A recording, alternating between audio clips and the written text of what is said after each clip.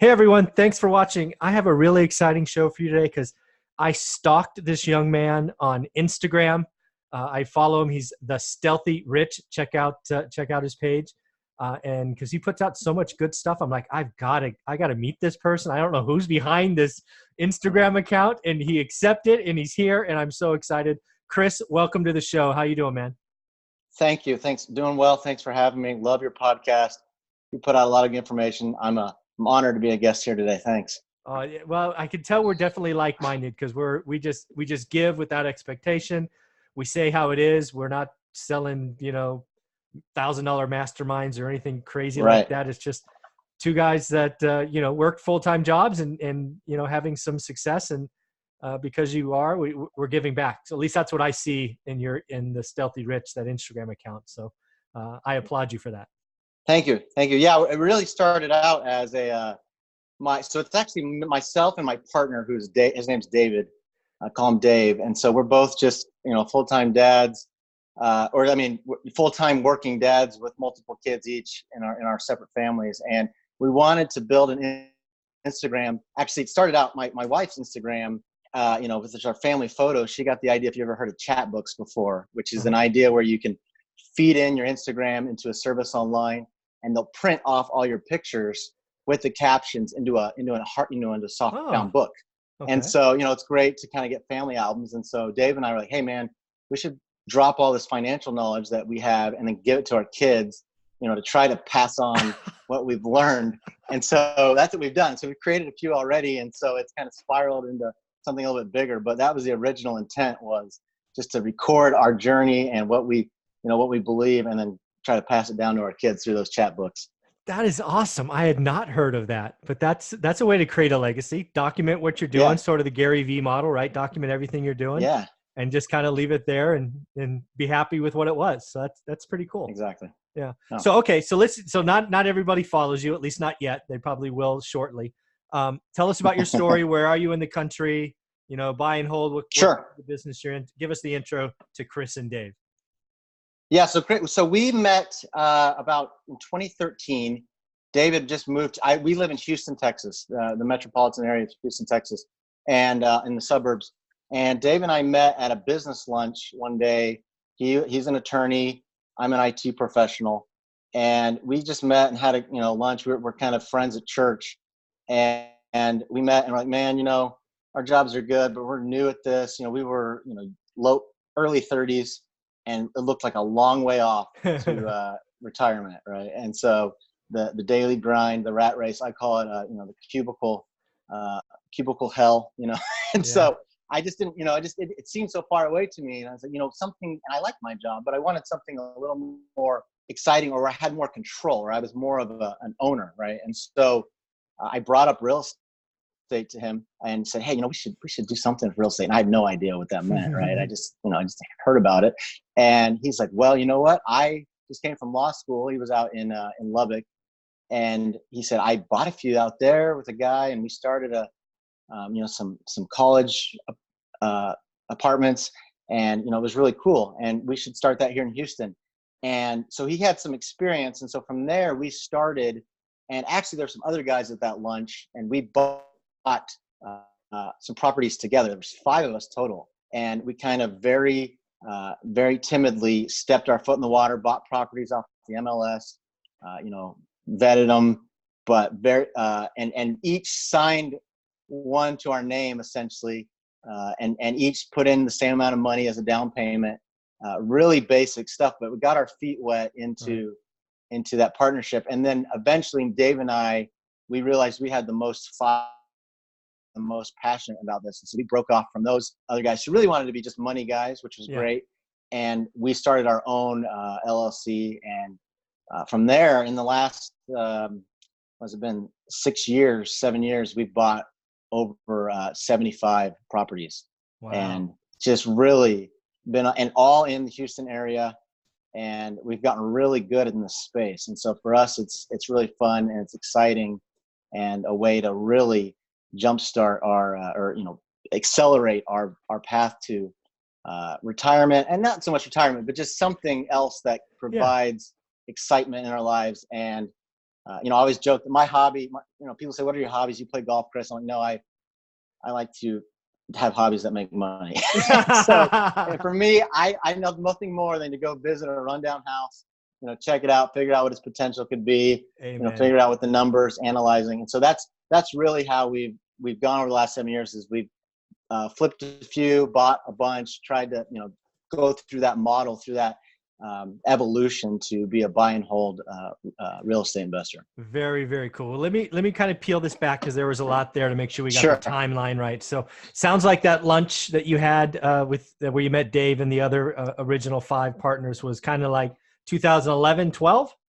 Yes, 2012. Okay. Yeah, it changed our life. I mean, so glad I decided to leave work that day to go to lunch. But yeah, that's right. Now it was just a business lunch. It wasn't like a real estate pop-up meeting. No, it was literally some guys I knew, and we went to, you know, we just walked down the street from where we all worked at different places, but real close to each other there in the Woodlands, actually, in Houston. Mm-hmm. And Dave had just moved here, and he knew one of the other guys. Okay. And we, you know, I think we sat down. It was on a Friday, and it's funny. It was during Lent, right? And so fish tacos were half off. I just remember that. And so I got a bunch of fish tacos that day. Awesome. All right. So 2012, that's, you know, timing wise, that's a pretty good time to start, yes. Right? It's coming, right. Yep. You know, I don't know Houston at all, but I know the nation was probably just coming off the bottom, right? Probably the bottom was like 11, but still probably really low. Now, were you buying REOs at the time? Like right from banks? These were all off the MLS. Oh, man after my own heart. Sorry. So just all retail properties. And so Dave was actually, he had his license, his real estate license. Yep. Since then, now I have my license as well. And we actually own our own brokerage as another source of income, which we could talk about if you want. But so we bought this first property, was just listed on the MLS, and it was for $90,000. Okay. 3-bedroom, 2-bath house, and it, you know, it was in great shape, needed no work, rent ready, vacant, and vacant. Okay. And we paid or 91,000 for that. And our financing was really interesting. One of our partners was a financial planner as well, and so he had access to some pretty attractive interest-only financing. Okay. And so on that first deal, the flip side was you had to put 30% down. All right. So 27 grand. So I think a $27,000. Yeah, 27 grand. So each kicked in like about 6 grand after closing costs and whatnot. But our payment was like $92. Right. And that house rented for, you know, $1,250. And so that was just almost like a drug to me. I was like, I've got to get 100 more like this. Yeah. Right? That's if all some is good, more is better. Exactly. And so that was, of course, you know, the 30% down payment hurt, but that was so it made all of us feel really safe because we had a lot of room for error in our monthly cash flow. All right. Yeah. So that makes perfect sense, right? 90 grand, rents for $1,250, rent ready. That doesn't happen a lot. Yeah. That rent ratio was amazing. It's like a 1.3, right? Yeah. Crazy. Okay. Yeah. So that was good. So you go through your first year, you're probably still with the partner, your 5 partners probably. Yeah. So we bought, so about bought. Every 3 months, we bought another one. We'd find another one on the MLS, very similar condition, similar story. Yeah. And we would be able to pick it up and we'd do the same thing. But each time we're each paying like 6 grand into these. And so that started to hurt after a while. Yeah. And so one of them, I remember one of them, we did do a kind of a portfolio loan. So we each took a turn, if you're familiar with the Fannie rules and everything, we each took a turn using we call them our bullets. Yep. And so we'd use one of our bullets. And then we got to Dave's turn. And that's just because in our minds, we felt like that was the best way to split up the risk, right? Which we were all worried what could happen, right? Yeah. And so we got to Dave, who had already used up all his bullets over in Lubbock. And so we decided he found us a local bank who would loan to us a 20-year loan at like, you know, I don't know what the rate was back then, probably 4%, 4.5%, 5-year ARM, right? And it was like 15% down. So it felt very different Sure. Of course, we had principal pay down in that one, so the monthly payment was higher, but the capital to get the asset was a lot less. And so so we got 5 of those, probably within the first 18 months, I think, is where we got. Okay. And that's where then Dave and I realized that the other 3 partners, who were great, just weren't as involved and didn't, just weren't as, they wanted to be more passive. Sure. And we decided, hey, you know what? We could really grow this thing if we were really passionate about it. And so we just kind of broke off amicably and let those 5 ride for a while. And kind of the flip side of that is that we now, a lot of those guys moved, things changed. And so we actually bought all 5 of those. We bought them out. And so now it's all on our name now. But that's when we really then started off and buying more creative properties, or more aggressive properties, if you will. Yeah. So that was in 2013. All right. So now it's just the 2 of you. Are you predominantly still out of the MLS after 6 years, 7 years? No. So we definitely switched. So I say our first 10 or 12 deals were off the MLS. We still probably buy 1 or 2. I take that back. In the last 2 years, we have not bought any off the MLS. It's just too crazy here. Yeah. It's just too crazy. And so, and our standard, we just like still paying a lot less. And so what we did, and I would say 80% of our deals are from the classic yellow letters. Okay. Or that we mail ourselves. We mail about 1,000 a month. Okay. And then, we also buy a handful from wholesalers. Sure. And so if the wholesalers, they know us, they know we can close a property in 10 days. So if they're getting near the end of their assignment period, they know they can count on us. We're going to make them pay for it, but we can close a deal quick if they need to turn something over. Yeah. So. Okay. Very good. So again, you're doing 1,000. So when did you switch to doing direct mail? Was that like 16, 15? I would say probably 14 we started, right? 14, it was the original Jerry Puckett, Bigger Pockets podcast, which I don't think is there anymore, but it was a classic. And that's where we kind of opened our eyes to direct mail. And again, people have asked us, why haven't you scaled it bigger or done it more? Because gone online. And for us, it's, it's just enough still. Yeah. What we do. And so, in fact, we just got a call yesterday. We got one under contract for like 95, and it's going to be great. And it's right in our area. We call our area the farm. We call it the farm. And so, we can still pick up 1 or 2 a month, typically. And that's, for us, that's good enough. Yeah. So let's talk about that, right? So are you still in IT and he's still a practice? I am. Is he still a practicing he's an attorney? He's actually switched from a law firm to a small transportation company, and he's their CFO / but he has a day general job. Counsel. He has a day job. Right. And I have a day job too, but I get to work from home. Okay. So that provides a lot of flexibility. I'm not commuting, to downtown every day. And so there's a lot of flexibility there that affords us some ability to kind of do both. Yeah. Well, I want to talk about that because, I talk to a lot of people, both on interviews and then at meetups and when I'm doing coaching. And a lot of people come to me and they're like, do I need to quit my job? Do I need to quit my job? And I'm like, have you done a deal yet? No, but my job's holding me back. I don't think so. Right. How are you going to qualify for a loan? So let's talk about this. You've been wildly successful for 7 years, have a proven track record, clearly have a model and processes that if in theory, if you wanted, you could sort of go that way. I don't recommend it, but you're there. You're doing 1 or 2 deals a month with a job. Tell us why that's the right way to go for some people. Yeah. So for us, we talk about this so often. Like if we quit our job, well, what do we call them the golden handcuffs? Yeah. Right. If we could shed these golden handcuffs, what could our potential be? But, I have a wife who gets to stay at home with our kids. Yeah. I'm at home. I mean, I can't imagine my life getting much better, to be honest. And so the security and I like my job. That's the other thing. If I had a job, it'd be different, but I like what I do. I like the people I work with, and it's not a huge amount of stress. And so for me, the benefits it provides outweigh the risk of me jumping ship and potentially growing this thing more. And that's just and he feels the same exact way. Yeah. And so we look for things that we can do.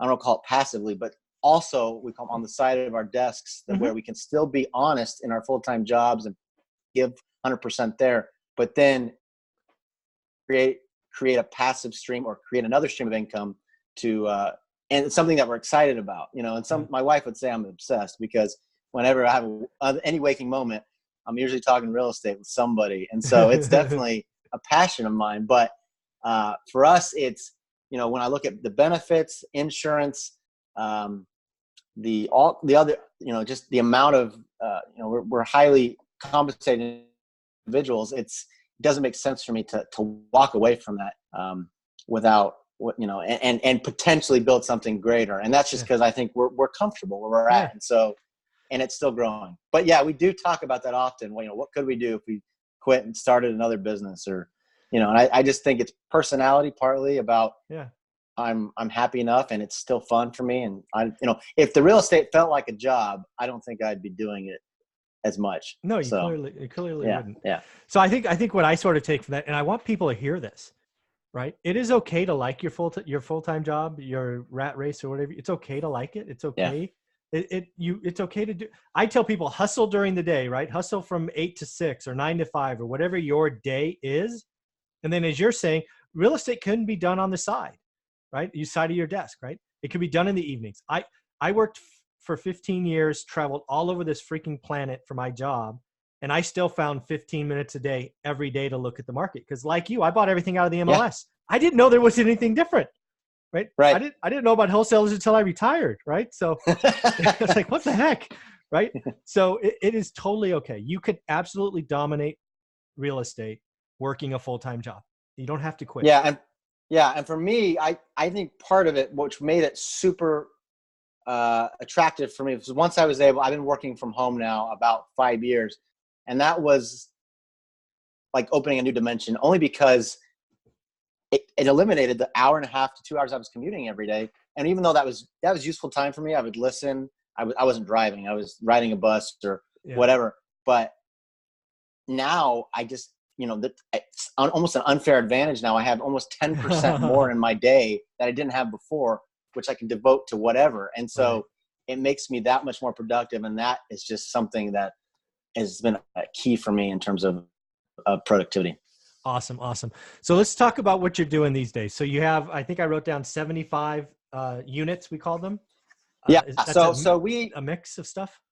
Yeah. So they're all single family houses. Oh, and wow. Okay. we have wanted to get into multifamily. We're working on a deal right now, but it is just, and I'm sure you've talked to other people, it's just insane, overvalued. And I just can't pay what these people want.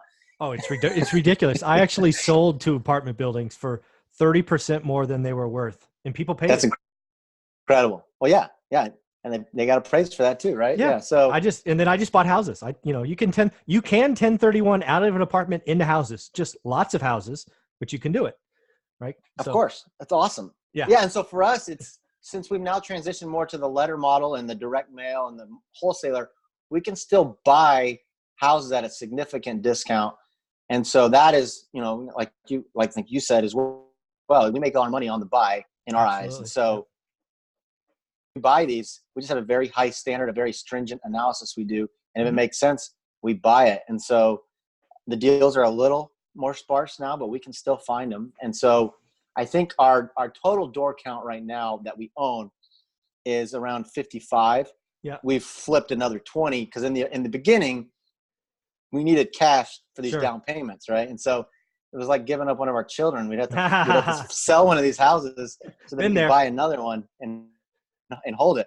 And so eventually we got past that hiccup, if you will. And so now we're pretty much self-funding. But what we do is we buy a house with cash. So I'll take you through an example. Yeah, please. This one we're going to buy. We actually bought two weeks ago from the same investor. They're right next door to each other. Awesome. 2 single family houses, 3-bedroom, 2-bath, 1,700 square feet. One of them had a tenant. The other one was vacant. And he just wanted out. You know, he probably paid, I would guess, $40,000 for these houses, 10 years ago. So we paid him, I think, 85 per. Okay. And so these houses in good condition are worth 150, 160. Okay. Right. And so it's just a fantastic value for us. So then we'll go in and you can see these on our Instagram and our stories. We document every house. It's pretty rough, one of them. Yeah. But, you know, it's going to need $12,000 to $15,000 in floors, paint, appliances, countertops, stuff like that. And so we'll be in it maybe 100, let's say, when we're done. Yeah. And we have a lender who will lend to us 80% of value.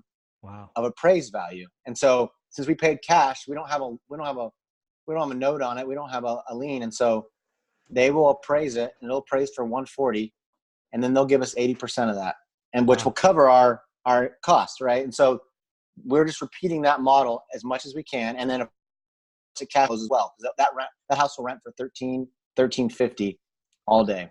Wow. So you'll be into it for 100. You're going to walk away with 110, right? Because again, 140. Yeah. Usually we ask for less. Yeah. So, and our banks love us for that. Like, oh, you don't want 110? No, we want less. Oh, you're so conservative. We love you. And then, and so we'll probably take 105 on that one. Yeah. Maybe 102. And cover then all the costs. And then it'll rent for $13.50, and we'll net $200, $250 a month.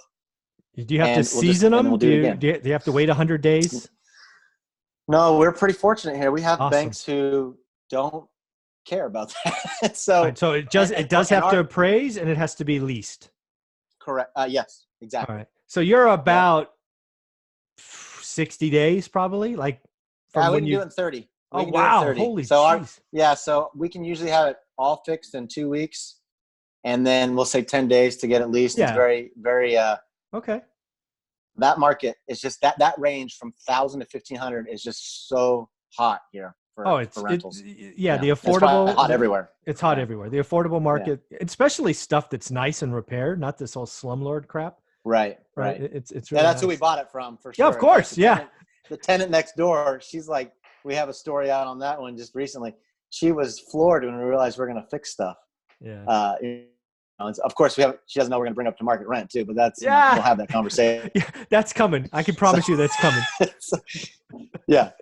So, that market's hot, and so for us, that's our model, and we're just trying to replicate it as much as we can. But again, and the two-edged sword of that is that we manage all of these ourselves as well. Oh, yeah. And so we love it. And y'all, come on, let's not love it. Yeah, and I think it's because of this, right? I mean, some days are not great, right? but at least the rate here is about 8% of rent, right? And I plus all kinds of lease up fees, and all kinds of. And for me, I could not imagine paying somebody like $80,000, because that's what it would be. Yeah. A year to manage these, because it takes me literally an hour or two a week on average to run these, and so we probably run them pretty lean compared to some people, but there are assets, so we're comfortable with that level of management. How far is it? Like a half hour, 45-minute drive, sort of farthest to farthest? Yeah, so it's probably the average house is about 30 minutes, 25 minutes. We have a couple that are 45 minutes to an hour. We try not to go to those ever. but again, it is. So the only time we have to go to these is literally when they're empty. Yeah. And sometimes when there's a new tenant, just to, meet them there and make sure everything's okay. Yeah. But everything else we can do with a smartphone. Right. There you go. Fantastic. So you're filling the top of the funnel with deals with 1,000 mailers a month. You have access to capital to make the purchase. You have the ability to refi it out once repaired and leased. Makes total sense. The only piece I haven't heard about is general contractors, repairmen. Are these your people or other teams, or what's going on? Good question. So we have a list of I made a list the other day of 25 different contractors we use that we just have on speed dial, who are basically, I think the reason they love us is because we're so easy to work with. And when I say that is that they know they give us a price that's fair. I want them to make money. Yeah. But I don't want to beat them up over that, but they're not going to soak us. Yeah. And in return, they know exactly what we expect. And, it's very flexible. I talked to our general contractor we have one general contractor who's doing the big rehabs. Yeah. He kind of manages everything. And then we have a single guy for everything else, whether it's countertops, if you need to do just countertops, a garage door guy, electrician, AC guy, roofer, general handyman, a plumber, right? A yard guy, and all those people. And I speak Spanish, so that's very helpful. Okay. But here in Houston, so they are all just with text. They send pictures of what they've done. Nice. And then with Zelle or Quick Pay, we can just pay them. And there's been we haven't had a single with our normal contractors that we use, that there's a high level of trust that we have. Yeah. That has worked really well up to this point. We do talk about it though. If one of these guys was to fall off the map, or actually one of them did just get injured, fell off a roof unfortunately and broke both his heels. He's our HVAC guy, and so that's luckily he has other teams, but they're not as responsive, and so we're feeling some heat there on the one of the key weak elements. links in our chain is broken, and so we'll have to try to shore that up, see if we can find some backup guys. But yeah, so they're all just people that we use on a regular basis who trust us and like us, because so what we do is, tenant will text me and say, hey, AC's not working, and then I will text their address and their name to the appropriate person. They'll make the appointment. They'll figure it all out. They'll tell me what the problem is. I'll tell them what if it's a big item, we'll tell them what we're going to fix. And then I'll just pay them over Zelle or Quick Pay, right? It's fantastic.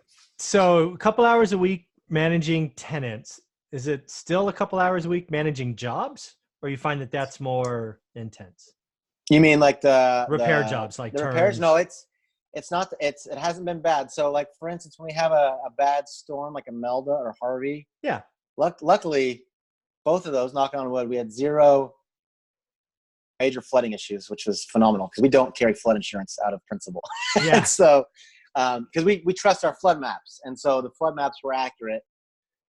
This time with the Melda, we had a couple get some water in the house from just flash flooding. Yeah. So we'll replace the floors. But when we've had a couple where there's 5 or 6, 7 large work orders piling up, and it's just, that does get a little hairy in terms of managing the techs and the people and the expectations. Sure. But typically it's 1 or 2, maybe 3 things a week. And again, we're splitting this between 2 people. Yeah. So that makes it helpful as well. So let's play this out. You just bought 2 houses. I already forgot, like 85, 87, something like that. Yep. Each. Yep. Let's just call them 85. So how many times will you or Dave go to the property before it's leased and you got all your money back? I'm guessing you did a walkthrough before you bought it. It's a guess. Yep. Actually, we didn't on that one. Oh, jeez. so okay. We usually do, but this one we can look at pictures on MLS, right? And so we had a general idea, and we had already bought 5 or 6 from this guy over the years. Okay. Right. So we knew exactly the quality we were getting, which was not great. It was not great. So, it was a 40K house that had nothing done for it for decade. Yeah, I got it. Right. Exactly. And so we knew what we were getting into. So we didn't walk through it, but let's just say we did for counting. So we'll walk through it once there. Okay. And then we walked through it after we bought it and documented everything we think needs to be fixed. Okay. Makes sense. And then I walked through it myself with the general contractor, explaining exactly what to do. Makes sense. And that's interesting because he always asks, is this a flip or is this a rental? And he knows we basically have 2 SKUs. Is it the flip SKU or the rental SKU? Yes. And so we told him it's the rental SKU. And so we get that and it's all done. And then I'll go through it one more time once he's done to make a punch list of anything he missed. Makes total sense. That's it. Yeah. And then we'll send our tenant over there, and even when we show it, that's kind of what I hate, showing houses or rentals. And so what we do is we typically just let people, we'll just give them the lockbox. It's our house. It's empty. Yeah. We just let them walk through it and then make sure they lock it up. So we'll probably go through the house 3, maybe 4 times total. Okay. Very, very cool. That's what I would make sense. That's what I was hoping for. But you did mention something I want to peel back to. You talked about the flip SKU or the rental SKU. Yeah. So what's the delta, right? What's in a flip SKU versus a rental SKU? Yeah. So for instance, on a flip, we might do a little nicer granite or maybe even quartz, depending on the cost difference. We'll maybe do some nicer light fixtures, maybe some ceiling fans. Okay. On the rental, we will do LVP, luxury vinyl plank. Yep. We on a flip, we'll usually put carpet in the bedrooms. Yes. On a rental, we will not. Oh, okay. And that's something we've changed in the last couple of years. We thought people didn't like hard surfaces in their bedrooms, but now we've found at least our tenants kind of enjoy that, and it actually lasts a whole lot longer for us. Oh, absolutely. And it's not that much more. We can install the LVP for $2 a square foot, and so and it's just a nice gray. And then sometimes my wife's an artist designer, so she can help choose some more less not say boring, but less basic more colors pop. Yeah. and things. Yeah, for a flip, right? So we probably spend maybe not 20% total, but 20% more on materials for some of the more of the flip items if we just wanted to, pop a little bit better. All right. So now my question is, okay, so something comes in the funnel. When do you decide flip versus rental? Good question. Very early. So awesome. We look at, is it in our area first? Because we started to get deals from other, whether it's word of mouth, people are like, I got this great house and I sold you one. I got one on the other side of Houston. So I'll give you an example. We bought one on the other side of Houston over in the Katy or Memorial area, which is West Houston, in a very nice neighborhood, house built in the 80s, big house. So our target is 1,300 to 2,000 square feet. This house was like 2,800 square feet. And we bought it for, I think, $180,000. Okay. And we put about 30 into it. So we did everything in this one. So second floor, first floor. This was a family who just was moving. They bought a brand new house. They had like 7 kids. Those kids had destroyed that house. Yeah. And so they just wanted to walk away from it, basically. I never forget the bathrooms. Like they had permanent markered everywhere. Like there were stick figures drawn all over every tile. And anyway, it was a mess. And so we put $30K into that house. We're in it about, let's say, $210,000. And we sold that house for $300,000 in just a few short weeks. And so for us, we looked at what we could sell it for versus how much rent we would need to make. Plus, it was in a neighborhood we weren't familiar with. Plus, it was a big house, so more carpet to replace, all kinds of stuff. And so really, we look at a couple things: the size of the house, the location, and then how well did we buy it? If we bought it so well that we can flip it and make, usually we like to take 5 years worth of cash flow. Okay. We can make 5 years worth of cash flow in one fell swoop after taxes, right? Yeah, net. Nail you on the taxes. Yeah. Then we'll flip it, right? And that's just been kind of our finger in the air method. Yeah. So let's play that out. I'm going to do some rough math. Let's assume you get $300 a house or for rent for net, right? So 300 times 60 is 18 grand. Am I doing that right? 60. 60. You said 5 years, right? Yes. Yeah. Correct. All right. So if you could make 18 grand net, so really you have to gross 36 or 40. Yeah. After with taxes and whatnot, right? So you'd have to gross 40 to net whatever. Okay. All right. That makes sense. So that's just kind of what we feel comfortable with, right? Yeah. And so that one we were like, hey, we can make almost 100, so we should sell this. And it's an area. It's an area we don't know that well, and it was a no-brainer for us. And it's really a no-brainer on both sides, right? It's a no-brainer to say yes to. And then the exit, I just like how you're doing the exit early, right? Some people go through the whole remodel like, well, I can't rent it or I can't sell it, so then I'll rent it. And I just love the process and systems. Yes. So on that one, for example, we knew it. So we did stainless steel appliances. We did top of the line quartz, really nice bathroom fixtures. And, and that one, we took amazing pictures and that one sold in like, I think a weekend. Nice. Right. Well, very, very and cool. So it was, So I got a couple more questions. You're just so fun to talk to. Oh, so where do you see you and Dave going? Are you just going to continue doing 2 a month until you're 60 or? That's the $25,000 pyramid question, whatever, it's like we would love to get into multifamily because everyone always talks about how multifamily is so great. And once you do multifamily, you'll never do single family and whatever. But we kind of enjoy our little niche here. And really what I'm waiting to see, and I'm not a doomsday guy or anything, but I would just love to see, to be honest, I've only done this in a huge bull market. Oh yeah. 2012 to today is pretty good timing. Right. And so I'm not saying, I'm some amazing, guy, but we've been able in this great market. So I'd love to do it a few years in a bear market, in a downturn to see what happens. Of course, I've studied the data and, everyone says rentals are great even in recession because people have to live somewhere. Yeah. And so, it's the heads you win, tails you win kind of scenario. But I would love to see that play out in reality to see really let me tell you what happens. Let me tell you Please. what happened. So I've been investing since '03. So I rode the wave you're up, the man to talk to about the it. crash, and you have my book, so you'll get most of this in the book. Okay. So people that tell you specifically about multifamily, people that tell you your occupancy goes up in multifamily are only telling you half the truth. Okay. Yes, I had record occupancy in my apartments during the downturn or the crash. However, I lost money every year. They weren't paying the rent? No, because what happened is I lost half my tenants who were living paycheck to paycheck because they went to go live with family or someone else. And what kills landlords? Turns. You lose half your units over a course of 9 months.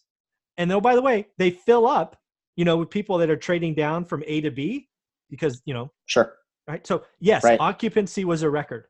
However, my cash flow was negative for those 2 years. And there was so much churn. Yeah. So much churn. Wow. Okay. Yeah. So that's what happened. And again, my market probably had 12 or 13% unemployment. So it was a little higher than most. Sure. So I am a firm believer, and I've said this many times, I'm a bigger is better guy, except for this year. Bigger is not better today. I've done the math on a single family home, a fourplex, and a 10-unit apartment building in my market with stuff I own. The house is a better return. That it's just it's a fact. Well, that's what, and we see that because we're like, well, the multifamily, the numbers aren't as good, but the volume's better, right? It's always volume will make it up. And I'm like, man, let's just keep finding these good houses that are 1.4, 1.5 rent to price ratio. Yeah. And just sock it away, right? And I think for us, it's the snowball effect as that develops, and we're seeing that as each year our principal pay down is increasing significantly because these are 20-year loans. Yeah. And so, one option, and I'd love to hear your opinion on this, is one option we might start to then just take out some money, to refi it out for the same bank for the same amount. Yeah. Right. So not increase the notes at all and just recycle that money tax-free, a certain amount, something that makes sense. And, refi till you die is one option. Yeah, no, you're going to read it in our book. We did this whole business of building 175 units with $40,000. That's all we had to start. So awesome. So we bought 3 houses with our 40 grand. All right. That was, for us, it was 3 years before we went to number 4. Then we went from 4 to 8 with cash out refis, right? Okay. Interest rates were coming down. We did cash out refis. Don't create alligators. You'll read about an alligator story, which meant I over leveraged it. It went from positive to negative. So that's in the book. And then what we did is we used 1031 exchanges. And now that we've exited, so my wife retired 5 years ago, I left 2 years ago. Now what we're doing is we're playing with debt. So I just laddered up all my fourplexes and I paid off a shit ton of houses because I don't know what's coming, right? Right.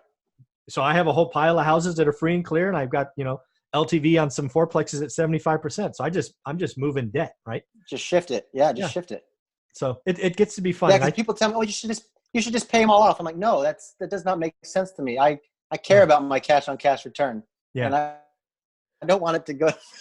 So, but how much, we're still trying to figure it out, but we're comfortable where we're at. But each year that pay down increases, it's obviously a bigger snowball, and it's exciting. Because that's what it is. It's consistent effort plus time gives you opportunities, and you're right in that window, right? You're right in that year 5 through 7 where you have had enough pencil pay down, you've had appreciation, where you could go cash out refi, and you'll never have to put another dollar in. I mean, it will all be refi money, which is not taxed. Well, we've already done that, so we're in the second year of that, right?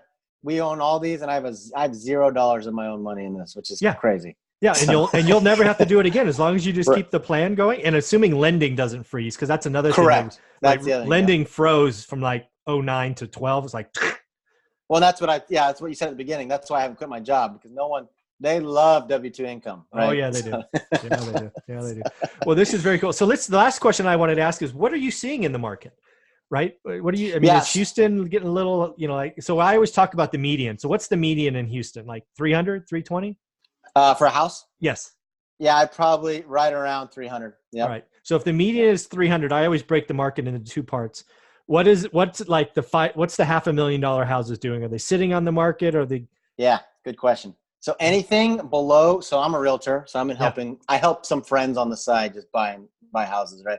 Or sell, their own personal residence or sell. So anything over like 550 is just sitting. Yes. Right. And it's like, I don't know if it's oil and gas, middle management just isn't getting getting jobs here or what. But everything below 200 is flying like Flies off the hotcakes market. still. Yeah. Yeah. Right. Just flying. And so, but yes, the days on market for some of that bigger stuff is definitely starting to wane. And of course for us, and I'm sure it's the same where you're at, about August, it just dies until about March. And then March through August is just like gangbusters, people getting out of school and wanting to, but yeah, so it's definitely starting to slow a little bit compared to what we've seen. But Houston as a whole has always just been so even keel. So even during the oil, I mean, it's again the same thing. The bigger, more expensive houses sat, but Houston's pretty diverse now, and so and cool. We haven't seen the appreciation that a lot of these coastal cities have seen. Yeah. I mean, yes, we're up 20-25%, but we're not up 100, 50, 100% like some of these places are. And so that when I see that, or when people talk about buying in those markets, it just scares me. Yeah. So, all I got to tell you is keep doing what you're doing. You've got a great thing. Don't be in a rush to quit your job. Yeah. I love everything you have to say. So how can people follow you? Obviously, your Instagram page is huge. I love it. So hopefully they'll follow you, but where else? Yeah. So at the Stealthy Rich on Instagram. And then we have a blog, which is thestealthyrich.com. And there we just kind of track and document in utter detail every deal we've done, showing the HUDs, the cost, the good, the bad, every detail, so that people can see from a realistic point of view how we did this. And we also track our net worth, which is just really, really the biggest factor that Dave and I track, right? And so what we're a big proponent of, what gets measured gets managed. Yep. And so we measure our net worth, and for us and we've seen that of course increase. And so that's what we track, and hopefully everything we do is to lead up to to directly affect that. But yeah, those are the two places, and you can contact me at either one of those places if anyone has any questions on real estate, because this is my favorite thing to do. In fact, I said it earlier, but whenever we go to parties, my wife always has to tell me that, Chris, you can't talk about real estate. And then I'll find some guy who wants to talk about it. I won't even bring it up. They'll bring it up. And then I'm like, okay, let's go in the corner and we'll go talk real estate. Right? Where's my wife? I'm going to go over there. Yeah. That is awesome. Well, this has been so much fun. I appreciate your time. I'm going to actually download this and get this video up tonight. This has been so much fun. Okay. All right, man. Well, thank you so much. I really appreciate it. This is the first video podcast I've ever done. So really exciting, and it makes it a lot more intimate. So appreciate it. Awesome, man. Great job. Cool. Thank you. All right. Okay.